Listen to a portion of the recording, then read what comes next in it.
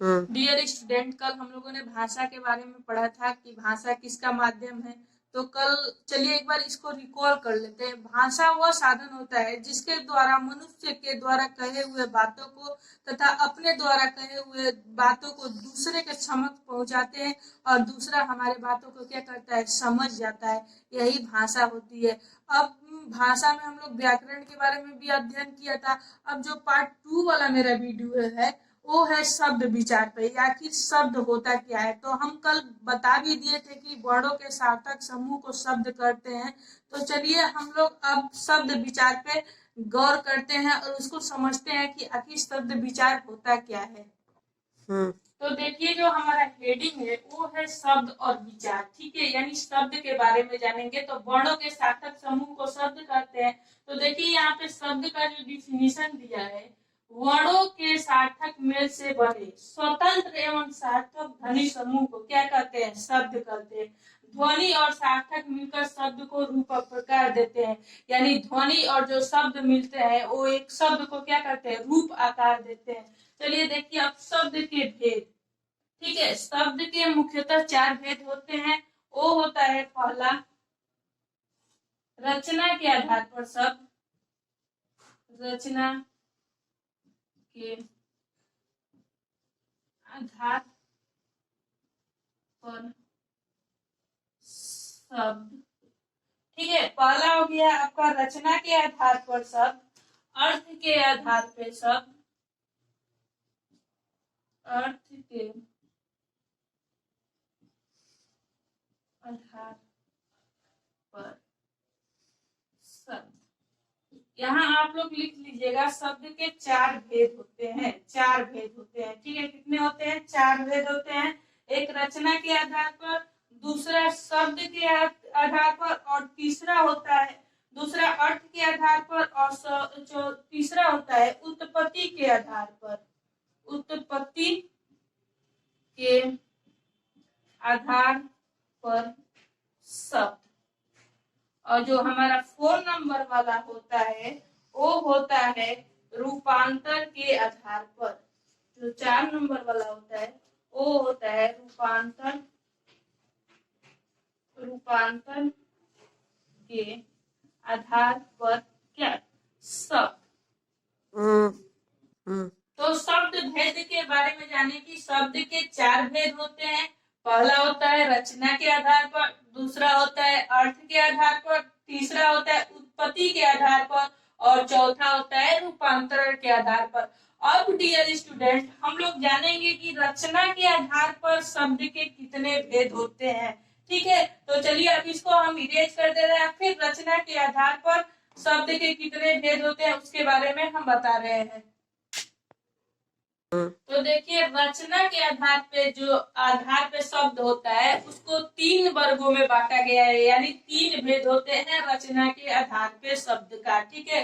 वो होता है रूढ़ शब्द, यौगिक शब्द और योग रूढ़ शब्द, ठीक है। यौगिक और योग रूढ़, यौगिक तो योग रूढ़ जो होता है एक विशेष प्रकार का क्या अर्थ देता है। तो अभी हम इसका डिफिनीशन नहीं पढ़ेंगे, सबसे पहले हम लोग पढ़ेंगे रूढ़ का डिफिनीशन कि आखिर रूढ़ क्या होता है, रूढ़ शब्द किसे कहते हैं। तो चलिए यहाँ देखते हैं रूढ़ शब्द का डिफिनीशन।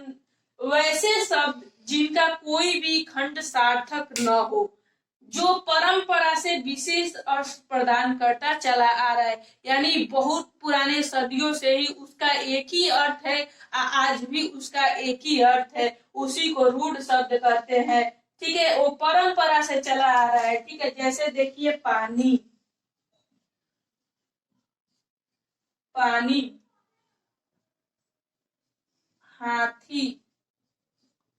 एग्जाम्पल में पानी का सदियों से भी पानी को पानी ही कहते थे, अब भी पानी को पानी ही कहते हैं।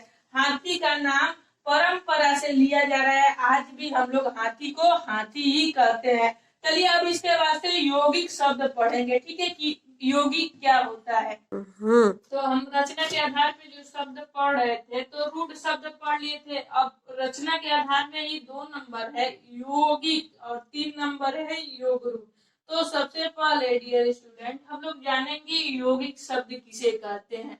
जैसे आप लोग कभी सुनते हैं लोग संधि विच्छेद करने के लिए आ जाता है विद्यालय का, रामायण का, ठीक है, तो उसका संधि विच्छेद करते हैं, तो हम यौगिक के माध्यम से ही उसका संधि विच्छेद करते हैं। जैसे देखिए एक डिफिनीशन कर रहा है, वैसे शब्द जिनका दो सार्थक खंड से निर्माण हुआ हो यौगिक शब्द कहलाता है। यानी उसमें आपस में दो सार्थक खंड मिलते हैं और उसी से क्या होता है, यौगिक शब्द का निर्माण होता है।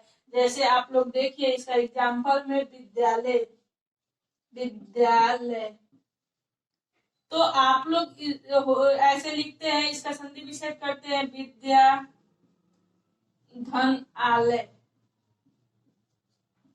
आलय, तो क्या बनेगा विद्यालय, ठीक है। तो ये ऐसे शब्द हैं जिनका दो सार्थक खंड आपस में मिला है और यौगिक शब्द का क्या कर रहा है, निर्माण कर रहा है।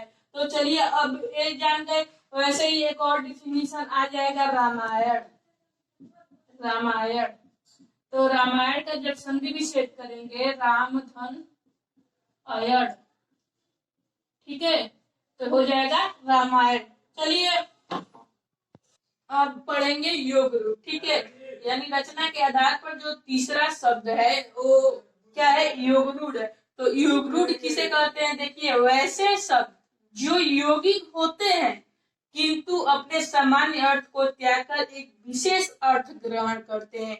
ये तो यौगिक के समान है, लेकिन जो उनका समान अर्थ होता है उसको वो लोग त्याग देते हैं और एक विशेष प्रकार का क्या करते हैं, अर्थ देते हैं। जैसे इसका एग्जाम्पल है, एग्जाम्पल हम लोग देखेंगे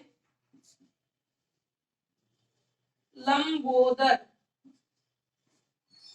लंबोदर हम लोग किसको कहते हैं, गणेश जी को कहते हैं, ठीक है, यानी लंबा है जिसका उदर अर्थात गणेश, ठीक है।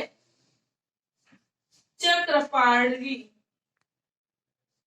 चक्रपाणी यानी चक्र को धारण करने वाला अर्थात विष्णु, ठीक है। तो ये क्या कर रहा है, यौगिक के समान है लेकिन वो अपना अर्थ जो होता है उसको छोड़ दे रहा है और एक विशेष प्रकार का अर्थ दे रहा है। जैसे लंबा है जिसका उदर, उदर जिसका लंबा होता है अर्थात गणेश जी का उदर क्या होता है, लंबा होता है। चक्र प्राणी यानी चक्र को धारण करने वाला, कौन चक्र को धारण करता है, विष्णु करता है। तो योग रूट एक क्या करता है, विशेष प्रकार का अर्थ देता है। और योगी क्या करता है, वो जो दो सार्थक से शब्द का निर्माण करता है।